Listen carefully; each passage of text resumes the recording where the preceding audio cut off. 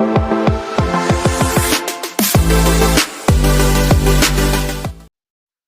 Dear students, आज हम लोग पॉलीमर का नेक्स्ट लेक्चर यानी दूसरा लेक्चर पढ़ेंगे। और इस लेक्चर के अंदर हम लोग पढ़ेंगे बेसिकली जो पॉलीमर होता है उसमें कुछ प्रोसेस होती है, जैसे पॉलीमराइजेशन, डिग्री ऑफ पॉलीमराइजेशन और क्लासिफिकेशन करेंगे पॉलीमर का। देखिए पॉलीमर का जो क्लासिफिकेशन है वो बहुत लॉन्ग टर्म में है, तो उसको मैंने लगभग 5 बेसिक पे अलग अलग तरीके से उसको डिवाइड किया हुआ है या क्लासिफाई किया हुआ है। तो आज हम लोग उसमें से एक मेथड देख लेंगे या 2 मेथड देख लेंगे, क्योंकि वीडियो में ज्यादा बड़ी नहीं बनाऊंगा, इसीलिए हम लोग पहले समझते हैं पॉलीमराइजेशन क्या होता है। क्लियर है? अब देखिए पॉलीमराइजेशन बेसिकली एक प्रोसेस होती है।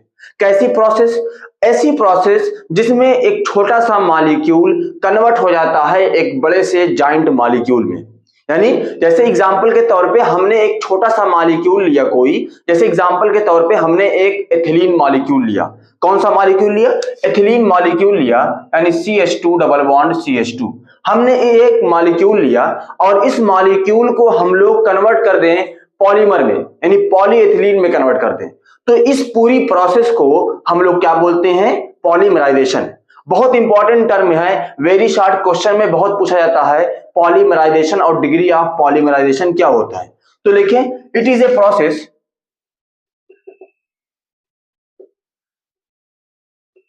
Bye which a simple molecule, bracket में रख लो मोनोमर, भाई सिंपल मॉलिक्यूल तो कौन होता है? Monomer, converted into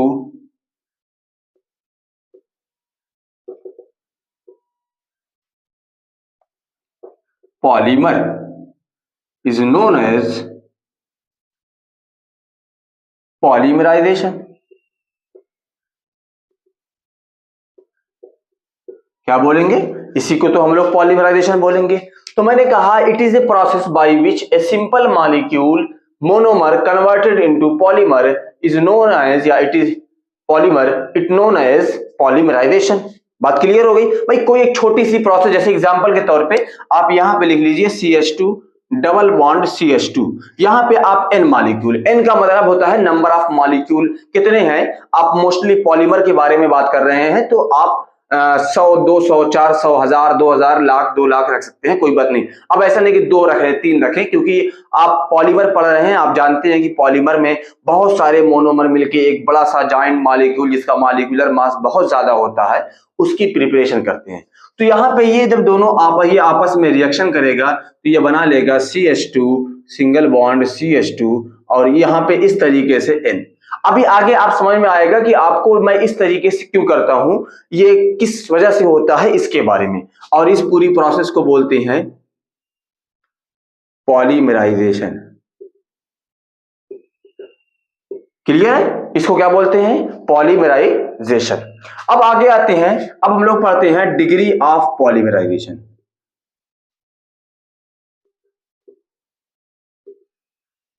degree of polymerisation, चलिए देखिए क्या होता है। देखिए जैसे हम लोगों ने देखा कि हमारे पास पॉलीमराइजेशन क्या होता है, कोई एक प्रोसेस होती है जिस प्रोसेस के थ्रू मोनोमर जो होते हैं वो कंबाइन होके, वो जुड़ के आपस में वो पॉलीमर का फॉर्मेशन करते हैं, और इस पूरी प्रोसेस को, इस पूरे फिनोमिना को हम लोग बोलते हैं पॉलीमराइजेशन। ऐसे ही हमारे पास आता है डिग्री ऑफ पॉलीमराइजेशन। देखिए डिग्री ऑफ पॉलीमराइजेशन कहीं ना कहीं पॉलीमराइजेशन से लिंक करता है, नाम से भी लिंक कर रहा है। देखो डिग्री ऑफ पॉलीमराइजेशन बोलते हैं कि जो पॉलीमराइजेशन की प्रोसेस हो रही है उसमें कितने नंबर ऑफ मोनोमर पार्टिसिपेट कर रहे हैं, उसी को बोलते हैं डिग्री ऑफ पॉलीमराइजेशन। जैसे बात समझे, जैसे यहां पे मान लीजिए कि एग्जांपल के तौर पे यहां पे जो मोनोमर है, इस मोनोमर का कन्वर्जन ऑफ पॉलीमर में होता है, तो इसको बोलते हैं प्रोसेस को पॉलीमराइजेशन। ऐसे ही अगर यहां पे मैं मान लूं कि n की जगह पे मैं 10 रख दूं, कितना रख दूं? n की जगह पे मैं 10 रख दूं, और यहां पे तब क्या हो जाएगा? 10 हो जाएगा। अब कितने नंबर ऑफ मोनोमर पार्टिसिपेट कर रहे हैं? यही ना, तो यही तो नंबर ऑफ मोनोमर पार्टिसिपेट कर रहे हैं, 10 नंबर। तो इसी 10 को हम लोग बोलेंगे डिग्री ऑफ पॉलीमराइजेशन। यानी कुछ इस तरीके से समझें कि किसी भी पॉलीमराइजेशन की प्रोसेस के अंदर जितने नंबर ऑफ रिपीटिंग यूनिट, यानी मैंने कहा था कल के लेक्चर में कि हमारे पास जो कोपॉलीमर होता है वहां पे मोनोमर रिपीटिंग यूनिट नहीं होती है। रिपीटिंग यूनिट क्या होती है? जो बार बार पॉलीमर के अंदर रिपीट करती है। तो हम लोग कह सकते हैं, और ऐसे होमोपॉलीमर में जो मोनोमर होता है वही रिपीटिंग यूनिट भी होती है। तो हम लोगों ने क्या पढ़ा? हमने कहा कि अगर हमारे पास पॉलीमराइजेशन की प्रोसेस के अंदर कितने नंबर ऑफ रिपीटिंग यूनिट या कितने नंबर ऑफ मोनोमर पार्टिसिपेट कर रहे हैं उस प्रोसेस के अंदर, उसी को हम लोग बोलते हैं पॉलीमराइजेशन। क्लियर है? चलिए लिख ले। The number of repeating unit in the process of polymerization is called as degree of polymerization।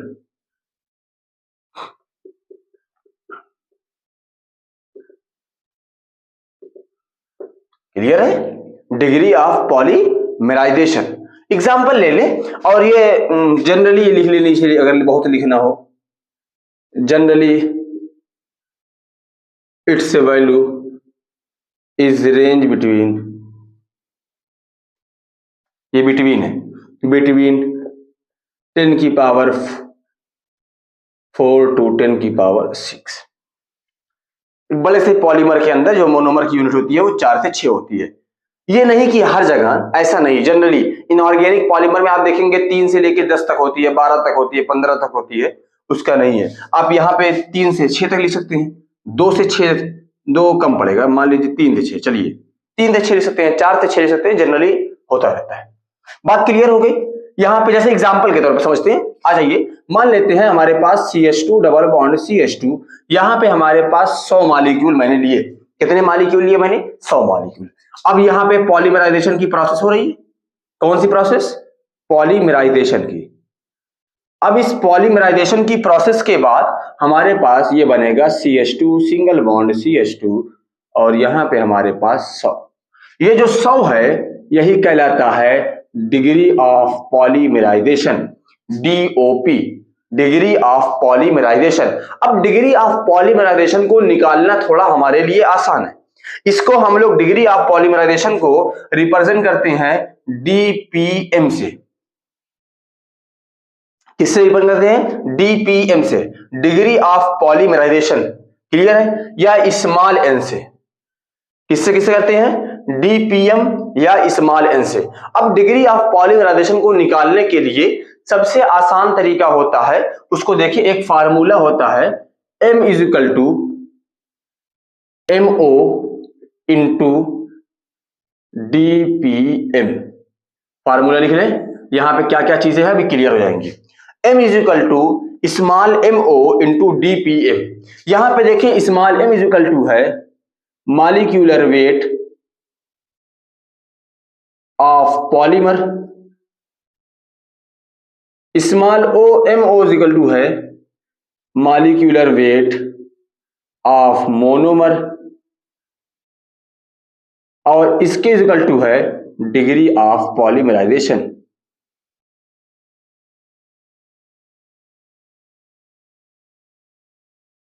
ये फार्मूला होता है मॉलिक्यूलर वेट और डिग्री ऑफ पॉलीमराइजेशन के बीच में। तो जब भी आपसे डिग्री ऑफ पॉलीमराइजेशन पूछेगा तो आप इस तरीके से एक रिएक्शन लिखेंगे, इस थ्योरी लिखने के बाद एक रिएक्शन, और इस फार्मूले को आप लिख देंगे तो आपको पूरे मार्क्स मिलेंगे। ठीक है ना? बात क्लियर है? अगर बात आपको समझ में आ गई होगी तो यहां तक नोट डाउन कर लीजिए। अब चलते हैं पॉलीमर का क्लासिफिकेशन पढ़ते हैं, और ये टॉपिक लॉन्ग क्वेश्चन के लिए बहुत इंपॉर्टेंट है। तो हम लोग देखें कि हमारे पास क्लासिफिकेशन ऑफ पॉलीमर को किस तरीके से समझ सकते हैं। देखिए, जो क्लासिफिकेशन ऑफ पॉलीमर होता है उसको समझने के लिए थोड़ा हमको उस किस तरीके से वो पॉलीमर बनता है उसके बिहाफ पे ही हम लोग समझ पाएंगे कि पॉलीमर का क्लासिफिकेशन कैसे किया जाता है। देखिए, पॉलीमर का जो क्लासिफिकेशन होता है वो 5 बेस पे किया जाता है। पहला, जैसे एग्जांपल के तौर पे ले कि ओरिजिन ऑफ पॉलीमर, पॉलीमर को किस तरीके से आप ओरिजिन कर रहे हैं, किस तरीके से आप बना रहे हैं, कैसे आपको मिल रहा है, उस तरीके, उस बेस पे ये एक तरह का हो गया। उसके बाद क्लासिफिकेशन जो होता है वो दूसरा टाइप होता है हमारे pass on the basis of monomer, यानी अब उस पॉलीमर के अंदर जो मोनोमर है वो किस तरीके के हैं, उस बेस पे भी पॉलीमर का क्लासिफिकेशन किया जाता है। अब उसके बाद तीसरा टाइप होता है on the basis of chain structure. जो चेन स्ट्रक्चर है पॉलीमर के अंदर किस तरीके से है उसके बेस पे किया जाता है, ये तीसरा टाइप होता है। चौथा टाइप हमारे पास होता है on the basis of synthesis, mode of synthesis, किस तरीके से उसकी प्रिपरेशन की जा रही है उस बिहाफ पे पॉलीमर को हम लोग कैटेगराइज करते हैं, क्लासिफाई करते हैं। और पांचवा होता है on the basis of intermolecular forces, यानी किसी भी पॉलीमर के अंदर दो मोनोमर के बीच में किस तरीके का फोर्स ऑफ अट्रैक्शन होता है उसके बिहाफ पे पॉलीमर का क्लासिफिकेशन अलग से किया जाता है। तो ये पूरी प्रोसेस हमारे पास है और इसको हम लोग करेंगे और समझेंगे ताकि हमको बातें क्लियर हो सके। चलिए सबसे पहले देखते हैं क्लासिफिकेशन ऑफ पॉलीमर। यहां पे आप लिख सकते हैं एक लाइन कि the classification of polymer are given below, इतना तो लिख सकते हैं। चलिए पहला टाइप होता है हमारे pass on the basis of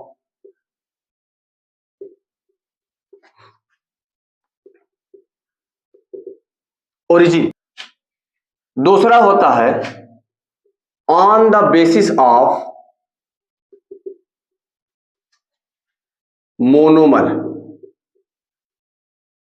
तीसरा हमारे पास होता है on the basis of chain structure, चौथा हमारे पास होता है on the basis of synthesis, और पांचवा होता है on the basis of on the basis of intermolecular forces.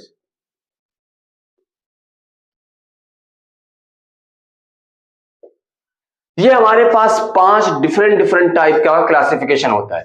सबसे पहले इसके बेस पे लेते हैं और यहां पे समझते हैं, एक इंट्रोडक्शन लेते हैं क्लासिफिकेशन का। सबसे पहले देखें यहां पे हमारे पास जो ओरिजिन के बेस पे होगा ये 2 टाइप का होता है। यहां पे एक करते हैं हम लोग नेचुरल पॉलीमर, क्या होता है नेचुरल पॉलीमर। दूसरा हमारे पास होता है सिंथेटिक पॉलीमर, क्या होता है सिंथेटिक पॉलीमर। अब देखिए नेचुरल पॉलीमर के अंदर आ जाता है हमारे पास बायोपॉलीमर। क्या आता है भाई बायोपॉलीमर, जिसके बारे में आप बायोलॉजी में खूब पढ़ते हैं, खूब रटते हैं, है ना, नेचुरल बायोपॉलीमर। और इसी में कभी कभी इसी के बीच में कुछ ऑथर जो है वो नेचुरल पॉलीमर के अंदर ही इसको रखते हैं और कुछ ऑथर इसको अलग से रख देते हैं। तो आपके ऊपर डिपेंड करता है कि वो आप किस तरीके से इसको रखते हैं। चाहे तो आप नेचुरल में रख सकते हैं, चाहे आप इसको 3 तरह का क्लासिफिकेशन करके आप इसको इस तरीके से कर सकते हैं। तो यहां पे देखिए दूसरा वाला है जो हम लोगों ने कहा, उसमें एक है हमारे पास semi synthetic polymer, semi synthetic polymer.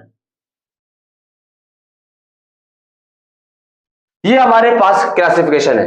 On the basis of monomer के बारे में अगर बात करें तो ये हमारे पास 2 तरीके का ये भी होता है, एक होता है होमोपॉलीमर और एक होता है हेटेरोपॉलीमर या कोपॉलीमर, है ना। On the basis of chain structure के बेस पे ये भी 2 तरीके का होता है, एक होता है चेन, 3 टाइप का। कौन कौन सा देखें, on the basis of chain structure के बेस पे ये 3 तरह का होता है। इसमें कौन कौन सा होता है देखिए, पहला होता है हमारे पास लीनियर पॉलीमर, दूसरा हमारे पास होता है साइक्लिक पॉलीमर और तीसरा होता है क्रॉस लिंक पॉलीमर।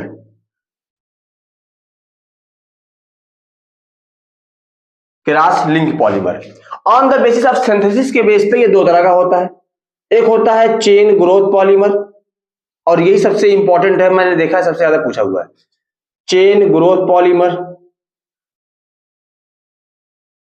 या दूसरा होता है हमारे पास स्टेप ग्रोथ पॉलीमर।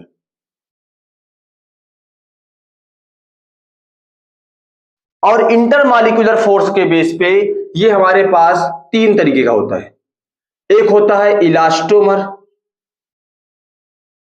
दूसरा हमारे पास होता है फाइबर और तीसरा हमारे पास होता है प्लास्टिक। तो ये हमारे पास इस तरीके से पूरे के पॉलीमर का क्लासिफिकेशन हो गया।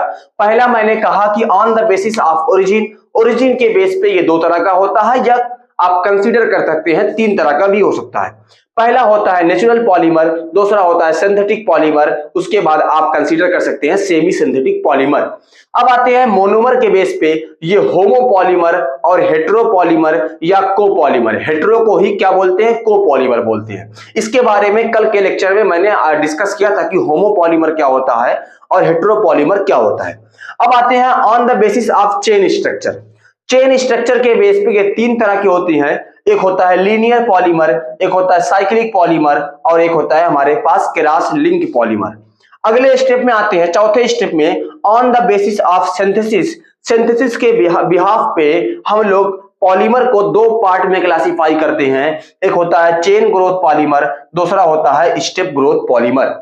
ऐसे ही अगला हम लोग आते हैं on the basis of intermolecular forces, जिसमें इलास्टोमर आता है, फाइबर आता है, प्लास्टिक आता है। अब प्लास्टिक का भी अलग अलग से क्लासिफिकेशन है। इलास्टोमर जो हमारे पास होता है यानी रबर, इसके बारे में भी अलग आता है कि नेचुरल रबर आता है, सिंथेटिक रबर आता है, सब बहुत लंबा क्लासिफिकेशन है। तो क्लासिफिकेशन को अगर आप समझ लेते हैं तो ये समझ लीजिए कि आपका जो इंट्रोडक्शन वाली टॉपिक है, यानी जो यूनिट है इंट्रोडक्शन ऑफ पॉलीमर, वो आपकी खत्म हो जाएगी। मोस्ट ऑफ केस में वो कंप्लीट हो जाती है, बस उसके बाद एक आध दो टॉपिक और रह जाती है, मॉलिक्यूलर वेट का डिटरमिनेशन और इनऑर्गेनिक पॉलीमर। इनऑर्गेनिक पॉलीमर में भी दो हेडिंग है।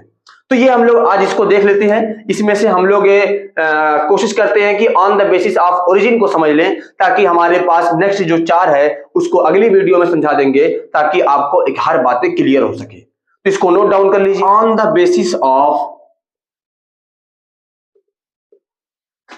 सोर्स OR ओरिजिन, यही हमारे पास था, इसको समझ लेते हैं भाई ये क्या होता है। तो इसमें मैंने कहा था कि हमारे पास पहला पढ़ लेते हैं नेचुरल पॉलीमर। कौन सा होता है, नेचुरल पॉलीमर। चले, नेचुरल पॉलीमर आपको नाम से क्लियर हो रहा है कि यानी ऐसा कोई पॉलीमर जो नेचर के द्वारा बनाया गया हो, जो नेचर ने क्रिएट किया हो, उसको हम लोग बोलते हैं नेचुरल पॉलीमर। तो यहां पर लिख सकते हैं the polymer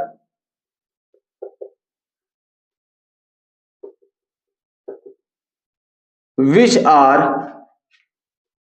originated by nature are called natural polymer। Clear है? The polymer which are originated by nature are called natural polymer. Mostly obtain किससे होता है, आप खुद बताएं। Mostly obtain from plant and some case and some from animal.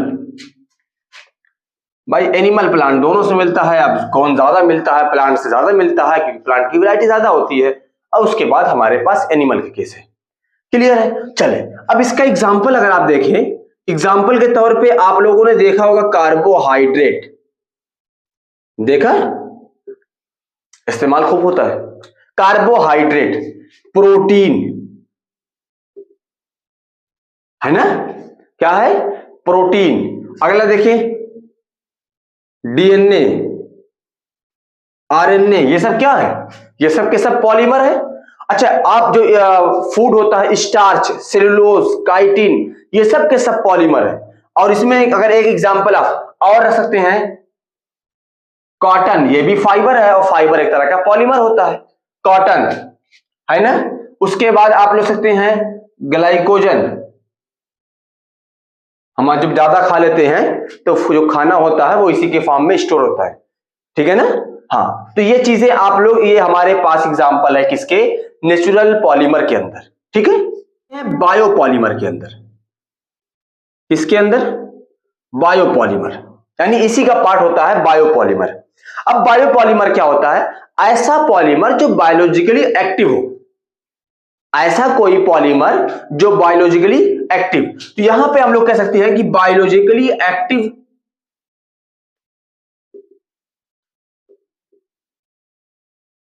Active polymer consider as biopolymer. हो गया। Biologically active polymer को हम लोग कंसीडर करते हैं बायोपॉलीमर के अंदर। ऐसे ही एक और टॉपिक लेते हैं, एग्जाम्पल कौन सा है भाई, सब एग्जाम्पल उसी के हैं, कॉटन को छोड़ दीजिए तो सब एग्जाम्पल है। यहां पे आप एक एग्जाम्पल ले सकते हैं नायलॉन का भी, नायलॉन हमारे पास नहीं, नायलॉन नहीं है सॉरी, ये हमारे पास है। तो हमारे पास ये जो carbohydrate, protein, DNA, RNA, glycogen, ये सब बायोलॉजिकली एक्टिव है। अब देखिए हमारे पास आता है synthetic polymer. Synthetic polymer, synthetic polymer को हम लोग मैन मेड पॉलीमर भी बोलते हैं, यानी ऐसा कोई पॉलीमर जो उसको मैन ने बनाया हो, जिसको इंसानों ने बनाया हो अपने बेनिफिशियल के लिए, अपने यूज के लिए, उसको हम लोग कंसीडर करते हैं synthetic polymer.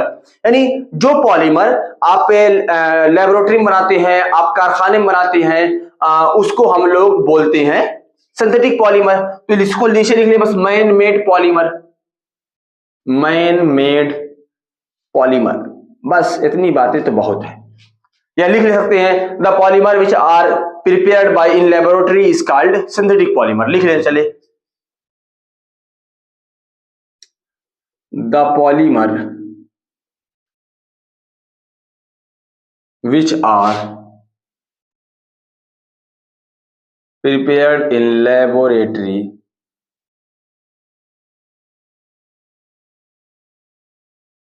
consider as synthetic polymer।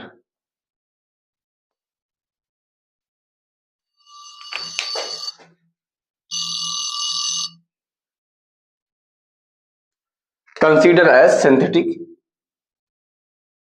Polymer. हो गया।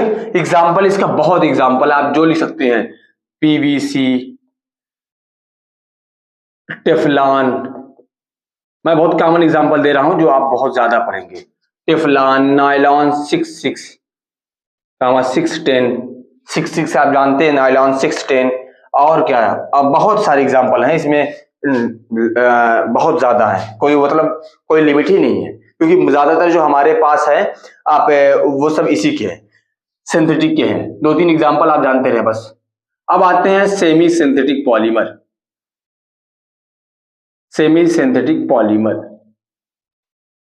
आते हैं। देखो सेमी सिंथेटिक पॉलीमर क्या होता है। सेमी सिंथेटिक का मतलब होता है कि कुछ ना कुछ तो इसमें मिलावटी होगा। देखिए इसका जो मोनोमर होता है, जो मोनोमर को हम लोग ऑब्टेन करते हैं किसमें, ऐसा कोई पॉलीमर जिसका जो मोनोमर है वो नेचर से मिला हो, वो नेचुरली अकरिंग हो, उसको नेचर ने क्रिएट किया हो, बस उस मोनोमर को हम उठा के ला रहे हैं और उसको लार्ज अमाउंट में उसमें कुछ मिक्सअप करके, कुछ केमिकल को मिला के हम लोग उसको पॉलीमर में कन्वर्ट कर रहे हैं, तो उसको हम लोग कंसीडर करते हैं सेमी सिंथेटिक पॉलीमर। मैंने क्या कहा कि अगर हमारे पास कोई ऐसा मोनोमर है जो नेचर ने क्रिएट किया हो और उसको हम लोग अपने लैब में लाके, अपनी फैक्ट्री में लाके, उसमें कुछ केमिकल को यूज करके, कुछ केमिकल को ऐड करके हम लोग उसको कन्वर्ट करते हैं पॉलीमर के अंदर, तो उसको हम लोग कंसीडर करते हैं सेमी सिंथेटिक पॉलीमर। एक एग्जांपल देता हूं, अभी आप खुद समझ जाएंगे। एक एग्जांपल हमारे पास है पॉलीकॉट। क्या है? पॉलीकॉट। इसका एग्जांपल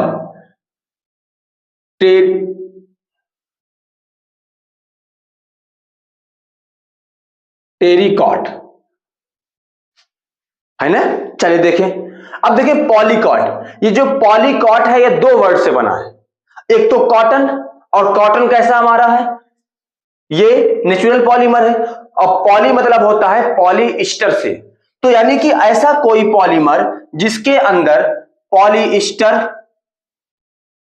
प्लस कॉटन को मिला के बनाया गया होगा, उसको बोलेंगे सेमी सिंथेटिक। तो इसका नाम पड़ गया पॉलीकॉट। और पॉलीइस्टर हमारे पास एग्जांपल ले लीजिए आप, पॉलीइस्टर हमारे पास सिंथेटिक पॉलीमर है। कि कौन सा पॉलीमर है? सिंथेटिक पॉलीमर है। तो पॉलीकॉट कैसा हो गया हमारे पास, ये सेमी सिंथेटिक हो गया। टेरिकॉट, आप लोग घर में खूब सुनते होंगे, टेलिकॉट का कपड़ा आया है। किसका? टेलिकॉट। टेलिकॉट वो नहीं होता है, वो होता है टेरिकॉट। टेरिकॉट का मतलब होता है ऐसा कपड़ा जिसमें कॉटन हो, कॉटन के अंदर मिक्सअप किया गया हो टेरिलीन का। टेरिकॉट का मतलब क्या है, यहां पे हमारे पास टेरिलीन प्लस कॉटन का मिक्सअप किया गया हो, यानी हमारे पास जो कपड़ा है वो हमारे पास कॉटन का था, यानी हमने कॉटन का कपड़ा लिया, लेकिन उसमें थोड़ा हमको मिक्स कॉटन चाहिए, जिसको आप लोग मिक्स कॉटन बोलते हैं, उसमें टेरिलीन का मिक्सअप होता है। या आप देखते होंगे जो कॉटन के कपड़े होते हैं थोड़ा चमक ज्यादा होती है, अक्सर वो हमेशा पॉलीकॉट होते हैं। कॉटन प्योर, जो कॉटन प्योर होगा उसमें कभी शाइनिंग नहीं होती है।